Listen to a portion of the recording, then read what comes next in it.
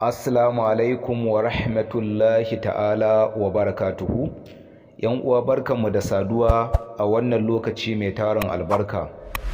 Yau abin da muke tafi muku da shi shine tarihin Sheikh Usman Dan Fodio. Tarihi ya nuna cewar an haifi Usman Dan Fodio a ranar 15 ga watan Disamba na shekara ta 1754. Mahaifinsa Muhammadu Fodio ɗan ƙabilar Fulani da aka haifa a garin Futa Toro cikin ƙasar Senegal, kuma cikin ƙarni na 15 kakanninsa suka yi ƙaura daga Futa Toro zuwa ƙasar Hausa zamanin Sarkin Kano Malam Yakubu. Yawanci malamai ne masu ba da karatu, sannan kuma suna karantarwa, haka kuma suna ɗaukan karatu a duk inda suka samu malamai. Wani lokaci sukan yi aiki a fadar sarakai, suna da yawa kuma sun bazu kusan ko'ina a ƙasar Hausa. Usman bin Fodio ya shahara a fannin karantarwar addinin Musulunci, musamman a yammacin Afirka, kuma tun yana ƙarami ya haddace Alƙur'ani a wajen mahaifinsa da yake ɗaukan karatu. Daga nan sai ya samu ilimin hadisai daga wajen malamai mabambanta, har sai da ya ƙware kan manyan littafan hadisan nan guda 6, ya kuma nemi ilimin larabci har sai da ya gwanance. Dan Fodio masanin ilimin fassarar Alƙur'ani ne, wato tafsir, kuma ya kasance mahukunci a mazhabar Imam Malik. Yana kuma da ilimi mai zurfi game da mazhabobin Shafi'i da Hanbali da Hanafi. Daga nan kuma sai ya zama jagora a ɗariƙar Qadiriyya bayan ya haddace littafan Dalailul Khairati na Jazuli da littafin Ashab na Shadhali. Dan Fodio ya wallafa ɗaruruwan littattafai masu ɗimbin yawa akan fannoni daban-daban na Musulunci, waɗanda suka haɗa da hadisai, fiqhu na Malikiya da tauhasi cikin waƙe. Yawancin littafan nasa ya rubuta su ne cikin harshen Larabci, in banda kimanin 20 da ya rubuta su da yarensa na Fillanci.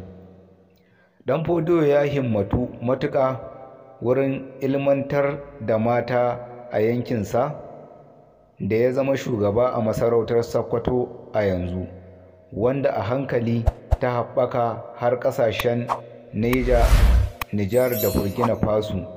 An ce Usman Dan Fodio ya yi karatu a wajen kawunsa baya da mahaifinsa, daga bisani kuma ya yi karatu a wajen wani shahararren malami mai suna Malam Jibrila na Agades, wanda ake zaton daga gare shi ne ya samu tasirin yin jihadi. Kasancewar Malam Jibrila ya yi ƙoƙarin yin jihadi a ƙasashen buzaye, Usman Dan Fodio ya yi yawo da dama. Bayan ya dawo gida sai ya kama yin wa'azi da karantarwa a wurare irin su Gobir da Kebbi da Zamfara. A wannan lokacin ne ya samu ƙasar Hausa na yin wasu abubuwa na al'adun gargajiya, saboda haka shehu ya yi tunanin aiwatar da sarakuna. Duk irin waɗannan abubuwa ne suka harzuka Dan Fodio ya sa shi yin jihadi don ganin an daina cuɗanyar Musulunci da al'adun maguzanci. Haka zalika a daina zalunci da dannewa talakawa 'yancinsu, a kuma daina nuna bambanci wajen shari'a. Wannan yasa ya samu goyon bayan talakawa da dama, domin irin zaluncin da sarakuna suke yi musu.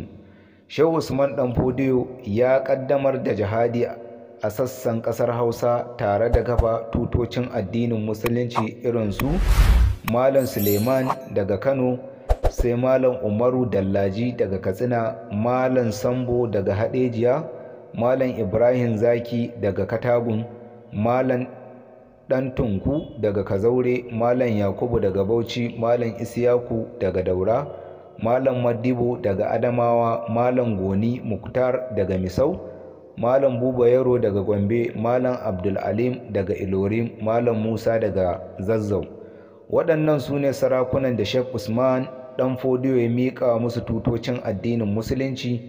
Ɗan Fodiyo ya rasu cikin shekara ta 1814, ya bar mata 4, Aisha da Maimuna da Hauwa da kuma Hadiza, da 'ya'ya 23, kuma ɗansa Muhammad Bello ne ya gaje shi a fannin gwagwarmayan ilimi, da Nana Asma'u da Abubakar Atiku.